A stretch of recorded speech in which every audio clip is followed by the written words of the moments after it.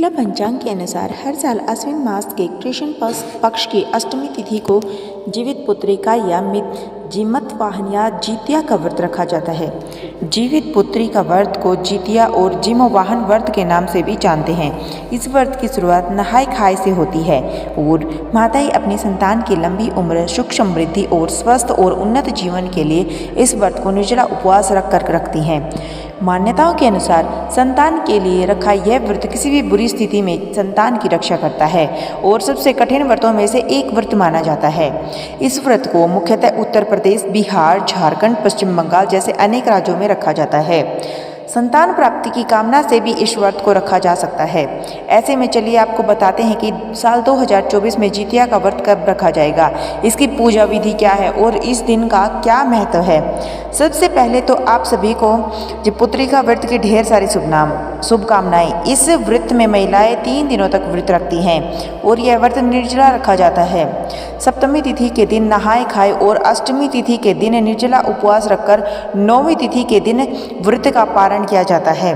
इस व्रत में शाम के समय मुख्यतः पूजा की जाती है और व्रत से जुड़े हुए खास नियमों का ध्यान रखा जाता है, तभी यह व्रत पूर्ण माना जाता है। इस दिन सूर्य देव की पूजा भी की जाती है और उन्हें बाजरे और चने से बने व्यंजन अर्पित किए जाते हैं। व्रत रखने वाली महिलाओं को इस दिन किसी भी वस्तु को काटना नहीं चाहिए, न ही कटे हुए फल या सब्जी का उपयोग करना चाहिए। किसी भी तरह की जीव हत्या करना पाप माना जाता है और व्रती महिलाओं को इस दिन चाकू, कैंची आदि का इस्तेमाल भी नहीं करना चाहिए। इस व्रत को रखने से पहले नौनी का साग खाने की भी परंपरा है। ऐसा कहा जाता है कि नौनी के साग में कैल्शियम और आयरन भरपूर मात्रा में पाया जाता है, जिसके कारण व्रती के शरीर में जो पोषक तत्व होते हैं उनकी कमी नहीं होती है। इस व्रत के पारण के बाद महिलाएं पूजा में अर्पित किया हुआ लाल या पीले रंग का धागा भी गले में पहनती है और इसके बाद कोई शुभ दिन देखकर उसे उतार दिया जाता है। जीमूत वाहन भगवान की पूजा में सरसों का तेल और खल चढ़ाया जाता है और व्रत के पारण के बाद यह तेल बच्चे के सिर पर लगाया जाता है।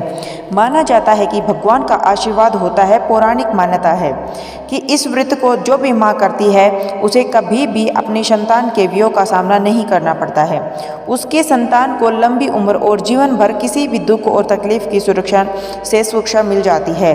इस दिन गंधर्व राजकुमार जीमूतवाहन जी की पूजा की जाती है। महाभारत युद्ध के समय अपने पितर की मृत्यु के बाद अश्वत्थामा बहुत नाराज हुए और क्रोध में वे पांडवों के शिविर में घुस गए। शिविर के अंदर उस समय 5 लोग सो रहे थे।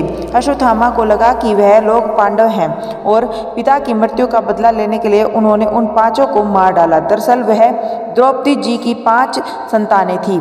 इस बात की सूचना जब अर्जुन को मिली तो उन्होंने अश्वत्थामा को बंदी बनाकर उन्हें दिव्य मणि छीन ली। अब अश्वत्थामा को और अधिक क्रोध आ गया तो उन्होंने बदला लेने के लिए अभिमन्यु की पत्नी उत्तरा के गर्भ में पल रहे बच्चे को गर्भ में ही नष्ट कर डाला। भगवान श्री कृष्ण ने तब अपने सभी पुण्य का फल उतारा। उस अंजमी संतान को देकर उसे फिर से जीवित कर दिया। मरकर पुनः जीवित होने के कारण उस बच्चे का नाम जीवित पुत्रिका रखा गया। जीवित पुत्री का व्रत रखने की मान्यता है। बेटा हो या बेटी, आप अपनी संतान के लिए इस व्रत को रख सकती हैं। व्रत के दिन प्रातःकाल उठकर स्नान आदि से निवृत्त होने के बाद सूर्यदेव की उपासना करनी चाहिए। घर के मंदिर में एक चौकी रखकर उस पर लाल रंग का वस्त्र बिछाकर उसके ऊपर थाली रखकर सूर्यनारायण की प्रतिमा रखकर उन्हें दूध से स्नान कराएं, धूप दीप लगाएं, धूप दीप अर्पित करें और भोग लगाने के साथ ही आरती करें। इस दिन मिट्टी या गाय के गोबर से सियार और चील की मूर्ति बनाकर उनकी पूजा की जाती है। कुछ से बनी हुई जीमूत वाहन भगवान की पूजा की जाती है। उन्हें धूप दीप अक्षत पुष्प अर्पित किए जाते हैं।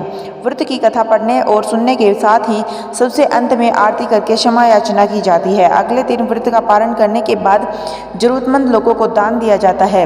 इस बार साल 2024 में नहाए खाए 24 सितंबर मंगलवार को निर्जला व्रत रखा जाएगा।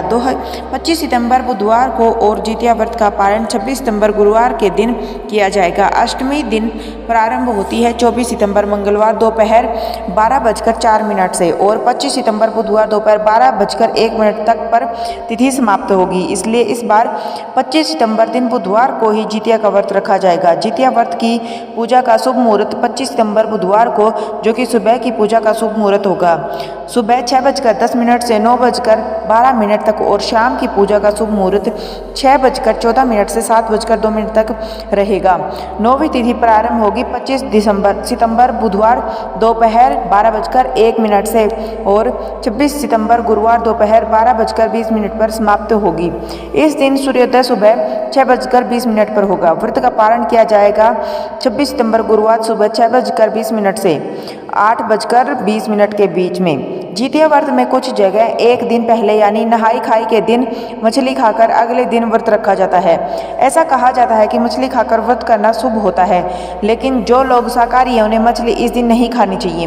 वैसे तो इस व्रत को 24 घंटे तक निर्जला ही रखा जाता है, लेकिन कुछ महिलाएं इस व्रत को बिन जल के नहीं रह सकती, वह जल ग्रहण करके भी रखती हैं। जितिया व्रत के पारण में मंडुए की लिट्टी, गेहूं के आटे की दूध चिट्टी, देसी मटर, करी, छींगी, तोरी की सब्जी, अरबी की सब्जी, नौनी साग, पूरी साग के पकोड़े, काश फल की सब्जी, खीरे का रायता और तरह तरह के व्यंजन खाए और खिलाए जाते हैं।